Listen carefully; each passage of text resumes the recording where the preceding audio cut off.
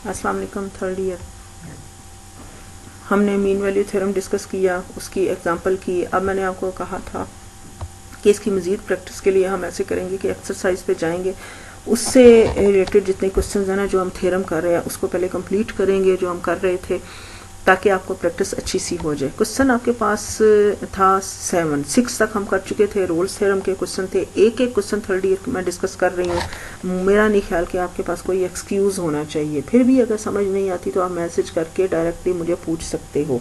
समझ आई है ना? तो आप इसको 10 दफ़ा सुनो, 20 दफ़ा सुनो, 1 दफ़ा सुनो, मेरा ख्याल है कि 2 दफ़ा ही सुन लो तो काफ़ी है। अगर आपको क्लियर नहीं हो रहा तो आपको एक एक चीज़ क्लियर होगी। और ये इजी मेथड है, प्लीज़ थर्ड ईयर इसको अच्छे से समझ लें कि आप आराम से घर बैठ के जो है ना ये इसको 2-2, 3-3 दफ़ा देख सकते हो और इसके notes complete. Come to the question 7-1। ये क्या है? वो उसने क्वेश्चन क्या कहा है? Find the value by. उसने बताया होगा कि इस पर मीन वैल्यू थ्योरम अप्लाई करो, ठीक है, या रोल्स थ्योरम अप्लाई करो। आपने देखना ये क्वेश्चन आपके पास ये है ए, ये है बी, उसके बाद क्या है? Mean value theorem F of B minus F of A over B minus A is equal to F dash F C. अभी अभी मैंने एग्जांपल की एफ ऑफ बी, इसको देख के करते जाओ बस। एफ ऑफ बी सॉल्व करो, एफ ऑफ ए सॉल्व करो।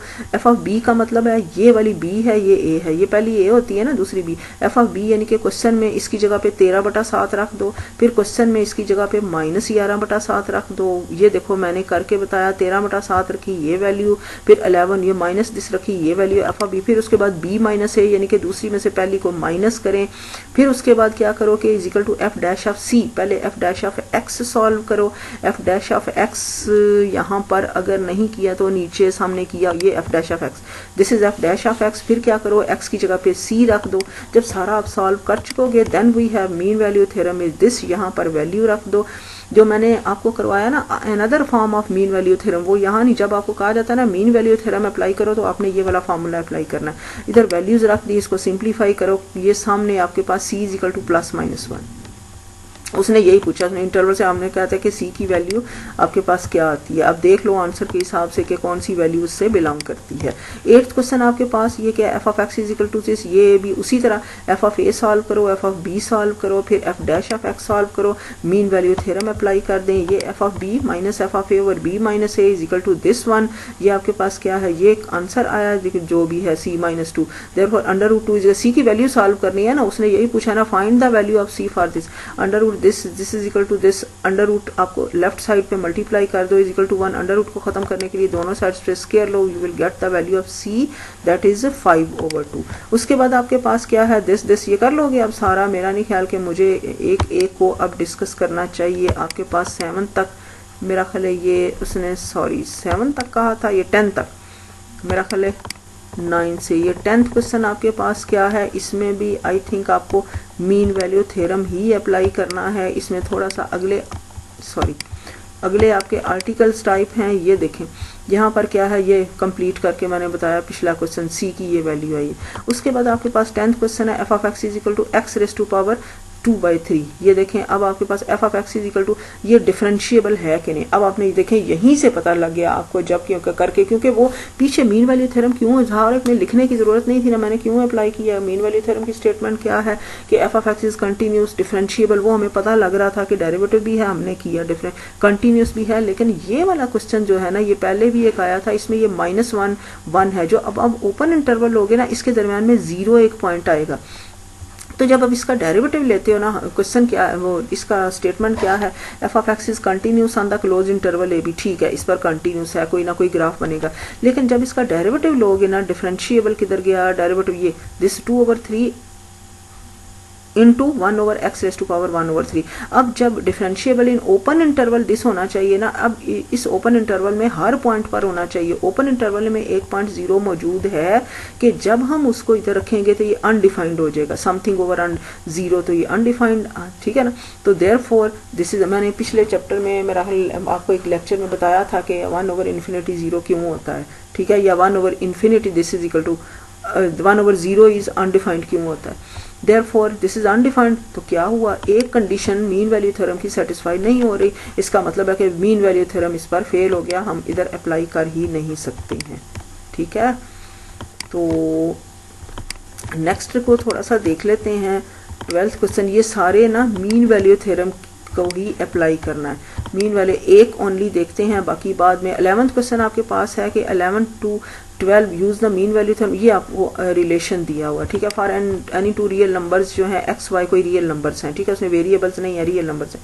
लेट अब देखो मैंने एक क्वेश्चन आपको पिछले सेकंड चैप्टर में करवाया था, हम इधर क्वेश्चन से ना हिंट लेते हैं कि यहाँ पर किस किस्म का फंक्शन होता है होना चाहिए। तो यहाँ पर साइन है, sine X sine Y something है, तो हम साइन ऑफ टी, अब एक्स वाई तो नहीं ले सकते ना क्योंकि उसने एक्स वाई रियल नंबर लिए। याद है मैं अंडर रूट 31 होता था कोई, तो उसको हम हिंट लेते थे एफ ऑफ एक्स हम अंडर रूट एक्स ले सकते हैं। सिमिलरली यहाँ पर F of T is equal to कोई और वेरिएबल ले लो, F of T is equal to sine of T. हमें मीन वैल्यू थ्योरम अप्लाई करना है, हमें सबसे पहले ये देखना है ये फंक्शन कंटिन्यूस, ये आंसर लाना है, ये फंक्शन कंटिन्यूस है कि नहीं इस इंटरवल में, ये कौन से हैं रियल नंबर्स, ये एक्स वाई उसने बताया ना एक्स वाई या रियल नंबर्स, तो इधर ठीक है कोई नहीं। इधर रियल नंबर्स में जब हम साइन वगैरह और कॉज लेते हैं, आपको पता है फर्स्ट ईयर का चैप्टर जो आपने मेरा ख्याल 10th 11th है, उसमें रियल नंबर्स को एंगल्स के रेडियंस या एंगल्स के तौर पर इस्तेमाल करते हैं, डिग्रीज की एंगल्स डिग्रीज में ले लें या रेडियंस में ले लें रियल नंबर को, यहाँ पर आप उसके as a real number use करते हैं। इसको 0 डिग्री रख लो, 90 रख लो, 270 कुछ भी होगा, अनडिफाइंड कहीं नहीं आएगा। इसका मतलब तो ग्राफ बन जाएगा, इसका मतलब है कि this function is continuous at every real value of number of T, कोई भी इसकी मैं रियल वैल्यू रख दो। डिफरेंशिएबल भी है, इसका डेरिवेटिव क्या है कॉज ऑफ टी होगा, ठीक है, कॉज ऑफ टी। अब फिर कोई वैल्यू रख दो उस एक्स वाई के, ये देखो, and differentiable for every value of T, इसमें से कोई भी differentiable in the for every value of T, या कह लो या in the open interval X Y, कुछ भी कह सकते हो, क्योंकि हमने क्या किया, उसने कहा है कि हमारे पास क्या है ये for any two real numbers, ठीक है। यहाँ पर अभी इंटरवल्स की बात ही नहीं आ रही, तो हम क्या करेंगे टी कोई भी रियल नंबर ले लें क्योंकि उसने बताया ही real number.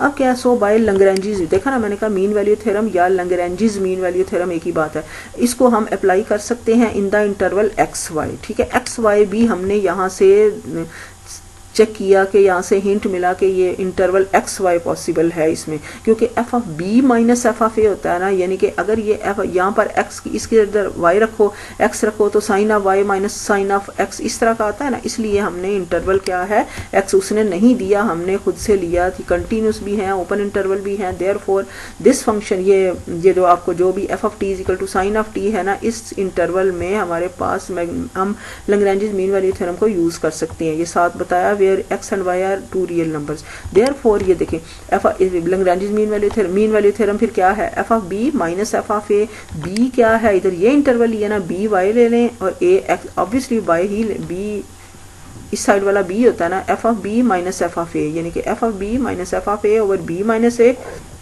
Is equal to क्या होता है F dash of C. F dash of C क्या है, देखें हमारे पास F dash of C X C की बजाय एफ ऑफ टी लिया था ना, F of T sign of T है, F dash of T cause of T है, टी की जगह पे सी। अब देखो सारे जो है अब सी वगैरह में कुछ नहीं है, हमने एक्स वाई रियल नंबर लिए ना, तो सी उधर क्या लेते हैं ए भी लेते हैं, उनके दरमियान सी लेते हैं, इधर एक्स वाई लिया तो उसके दरमियान जेड ले लो, उसी सिमेट्री से कह लो या कि वो real number, therefore there exist a point C की बजाय जेड, इस तरह की वैल्यूज में इस तरह के रियल नंबर्स में इस तरह का पॉइंट कलेक्ट कर लो, therefore there exist a point, ये सी की जगह पे ये लिया है ओपन इंटरवल में, तो यहाँ पर एफ डैश ऑफ सी आता है ना, तो एफ डैश ऑफ एक्स हमने टी ये सॉल्व किया था, टी की जगह पे सी मतलब जेड रख दिया, दिस वन। अब आप एफ ऑफ वाई की वैल्यू सॉल्व करो, एफ ऑफ वाई क्या होगा, टी की जगह पे वाई रख दो, F of Y sine of Y होगा, F of X sine of X होगा, ये देखें, therefore this is equal to आपके पास क्या है F of Y minus F of X, sine of Y minus sine of X over Y minus X, ये आपके पास, therefore this is equal to cos of T for all real numbers आपके पास y minus है। But आपको पता है कि ये मॉड मैंने क्यों लिए, अब क्या करना है, क्वेश्चन में आपने देखा मॉड है, देखा ना ऊपर, सॉरी ये तो ठीक है वैल्यूज हमने लगा दी थी, लेकिन इधर क्या है ये मॉड पर, हम क्या करेंगे सारी दोनों साइड्स पे मॉड ले लें, ये वाला no we know that cos of z less than is equal to 1, ये फर्स्ट ईयर के चैप्टर नंबर 11 में आपने पढ़ा कि कॉज की वैल्यूज जो हैं वो आप देखो ना, 0 रखोगे cos 0 1 आता है, फिर 90 पे जाओगे cos 90 0 आता है, फिर 180 पे जाओगे cos 180 -1 आता है, फिर 270 पे आओगे cos 270 क्या होता है 0 होता है, ठीक है। फिर 360 पे जाओ यानी कि 0 पे आएगा, मतलब क्या हो, फिर 0 आ जाएगा, फिर ना, तो क्या हुआ कि या वैल्यू 0 आ रही है काज की, या 1 आ रही है, या -1 आ रही है। इसका मतलब है कि ये less than is equal to, इसको मॉड में जब लिखेंगे ना तो ये लिखते हैं less than is equal to 1। अगर इंटरवल की फॉर्म में लिखना है तो -1 1 लिखना है, लेकिन इतना लंबा नहीं जाए। आप इसको याद रखें, mod of cos z less than is equal to 1 होता है, इसकी वैल्यू 1 या 1 से छोटी, ठीक है। ऐसा ही है ना, 1 से छोटी 0 आ जाएगी, -1, लेकिन उसमें क्या है पॉजिटिव 1 भी आता है। इम्प्लाइज दैट, अब क्या करोगे, यहाँ पर आप less than is equal to 1 लगा दो। ये less than is equal to 1 लगाया, इसको राइट साइड पे मल्टीप्लाई कर दो। Therefore sine of y minus sine of x less than is equal to y minus X. और यहाँ पर अब क्या है, वो x माइनस वाई है क्वेश्चन में, तो यहाँ से माइनस कॉमन ले लो। माइनस जब कॉमन लेगे तो मॉड में माइनस का मतलब अगेन प्लस, तो इसको यूं लिख सकते हो। इधर इसी तरह इससे भी माइनस कॉमन ले लो, यहाँ पर माइनस का ये जो है ना ये पॉजिटिव हो जाएगा और ये नेगेटिव हो जाएगा, लेकिन क्योंकि मॉड है अगेन आप इसको यूं ही लिख सकते हो।